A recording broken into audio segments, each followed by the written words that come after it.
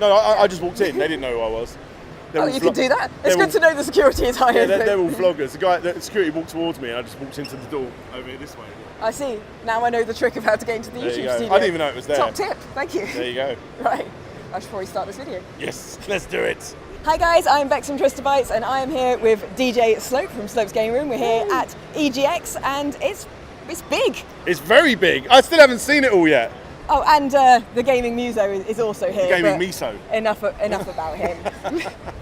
He's off to actually play some games. Yes, which is what I want to do as well. I do want to go play some games this weekend. Well, that's mostly what we're here for when we're not doing stuff like this. One of the awesome things about EGX is the amount of indie games that we've got. Yes, and we're just standing outside the Sega Left Field collection. Yep. And you've just been going around there. What are your top picks? Because there's some amazing, innovative games there. Well, there's two people there that I already knew and I love their games. You've got to be a Meow Castle. I normally say it wrong. I normally say Mayo. It's Meow Castle. Meow Castle, which is fantastic. I love me a bit of Space Harrier, and that is essentially Space Flying Harrier. Cat, Space Harrier. What more could you want? Perfect. And the music's fantastic. The pixel art is fantastic. Everything about that game is brilliant. You're gonna have a lot of good fun with that one. So look out for that one. Tanglewood's a game that everybody's talking about, and that is here. Getting to play that again is always good. On an actual cartridge, an actual Mega Drive cartridge that actually goes in a Mega Drive, like 5 years in the making. I tell you what, it's so exciting. Mega Drive's one of my favourite consoles, and there's a Mega Drive dev kit over there. Yeah, that's exciting stuff. It's for me, wonderful. that's nerd out stuff right there. It is, and it's the fact it's actually on the original hardware, and he wrote it in. It's all the original style of coding. It's a real labour of love, that game. And there's so many games that are being made for the Mega Drive. Here and there, a few different games every year, but this is one made on proper stuff, and it just feels more real. You can feel how much love went into making that game. With every pixel, you can feel how much effort and love went into it. It's a gorgeous game. What are the ones you've been playing? So there's a game called Switch and Shoot, which is a very simple game. It's sort of I suppose of a Galaxian sort of Space Invader-esque thing. Every time you shoot, you go the other way, and you don't stop moving left and right. So you have to just keep going as much as you can, like really on the edge of your seat sort of game. That's really, really good. Awesome. There's a game that I've also played called... What's the Shredder game called? Look quickly, look. The book Ritual. It's a book that thinks it used to be a human, and you have to rip out pages of a book, put it into an actual shredder. With a sensor, so the game knows if you've done what it told you to or not. Did you write a story? How did you feel about shredding it? And it's like, it plays with your emotions. It's a really I was just kind of seeing it like, as a little bit like, Little Shop of Horrors. Yeah, it's like Seymour, it's like, feed me. I don't know how...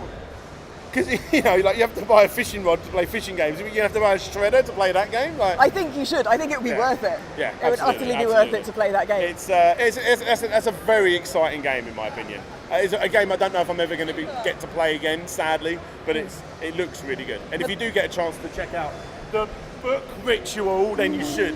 You should.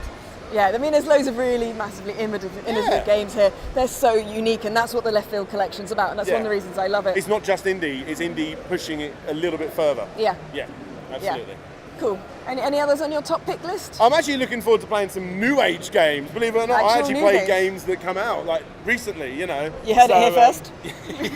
I've got a PSVR, and I'm hearing that Beat Saber's coming out. Beat Saber is so good. Yes. I can't praise that game enough. Yes, I do really love can't. me some Beat Saber, so I'm looking forward to playing. Have you played Battlezone on PlayStation VR? No. The one with the tanks? I have played that. Yes, Tanks. That's a good. That made me kind of like slightly think that maybe my choice of Oculus was a No, mistake. I'm getting myself an Oculus as well. I mean, all this stuff comes out on Oculus eventually. Yeah, it has to. Yeah. I mean, I will be sad if I don't get Battlezone.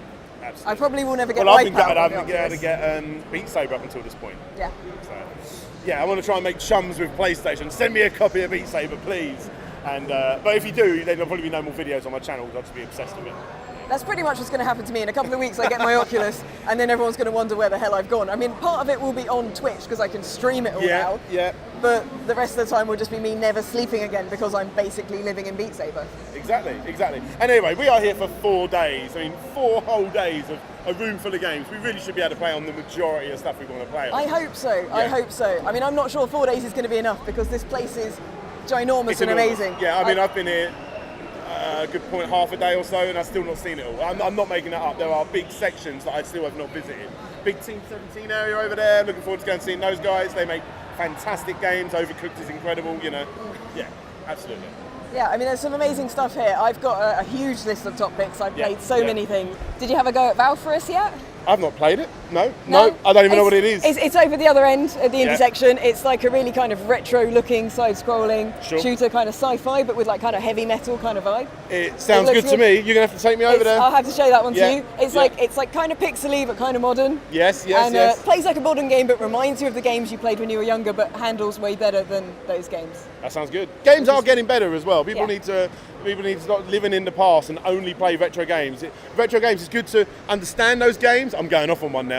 People need to understand and appreciate the retro games, but new games are coming out, and the indie scene is a perfect example of those old style games being done a lot of the time, and it's painful to say it, but a lot of the time better. Well, that's what I like about them, is they're challenging. Yeah. And that was one of the things the Valorous guys said to me. They said that it kind of has the harking back to some of the old stuff, but it's more challenging, and it's like really rewarding to play because of how difficult it is in some cases. And it's got that balance that I feel some modern games don't have. If you just hide around a corner for 10 seconds, then you're not dead. I'm never really convinced that's quite enough. I like my games to be a little bit more challenging, and I also love sci-fi and heavy metal and shooting stuff. Who don't like that? That kind of wins for me. Have you seen Arca's Path? I've not played that. Believe it or not, all I've been doing in these interviews. But no, tell me about Arca's Path. Arca's Path is a VR game. It's right over the other end of the hall here. It's an indie VR game. You play it just by moving your head. And it's this really beautiful, calm, meditative game. So what is it? Like you looking for the eyes of someone? You're moving a ball that's sort of like stylized ball around this beautiful dreamlike landscape. Right. And it's sort of a meditative experience, and it's really beautiful but really engaging. It's a beautiful game. I recommend checking that out. Yeah, I will. It's kind of like you've been to yoga or done some meditation, but without anywhere near as much effort and playing a computer game. Yeah, sure. Which is cool. One of the other things I've had a laugh on today is Amsterdam. Amsterdam. Amsterdam. I've not played Amsterdam. Do you know Guns of Icarus? Yes. The team that make Guns of Icarus, which is of course very detailed and in depth and flying around in the steampunk things, and I've done a video on it. I crashed it. I didn't notice that the airship was on fire. But when they need a break from doing that coding, they code a game called Amsterdam, which is a sort of slightly button bashing ninja hamster game. Ooh. I recommend checking it out. It's very silly and very, very fun. See, I'm up for that, definitely. Yeah. And at the front, as soon as you walk in, I saw Bleed, as in Bleed 2, which is the most popular game from the Xbox Live Indie Game Service, which I've recently done a video on. So the fact that it's brilliant. Yeah, what else have we got? We've got Overcooked is out there. Yeah, Overcooked's over there. Overcooked 2, that is, Oh yes, of course, the new version. There's a nice big Spider-Man statue over there, which I'm going to try and get a picture with. We've got the Tentacle Zone's got indie games as well, that's right over there. They've got things like BFF All Day. I want to try out as well. Have you played the Animal Zombie Apocalypse game? No, I have not. That's where all the humans are zombies and the animals are the only thing left. So you've got like ducks holding baseball bats and bears with guns. Yeah, that whole section behind behind the camera there's mostly indie games, and there's a sea of them. So many. There's so many, and they're absolutely incredible. Oh, and also I want to learn more about Kingdom Hearts. I've never played Kingdom Hearts. Kingdom Hearts has been on my to play list since the first one came out, and I've never had. And I'm a huge Disney fan, and Kingdom Hearts 3 Yeah, that's surprising incredible. You've not played it, because I've not played it, and people are always shocked at me. Yeah. But you haven't played it. I'm really not into RPGs. Right. So my opinion of you is just like.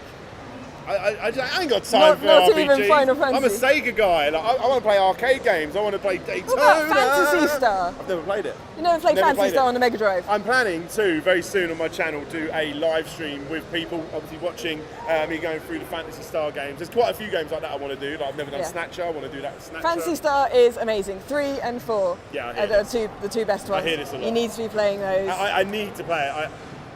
I'm letting my Sega self down. Yeah, have you played Story of Thor even? Yeah. See, because that's kind of an RPG, a bit more actiony adventure. Yeah, a bit more Zelda-esque. Yeah. But that's the gateway game into the RPG. See, that's what I'm about, gateway. And technically, the Kingdom Hearts games are gateway in a sense because they are actually run round and take turns.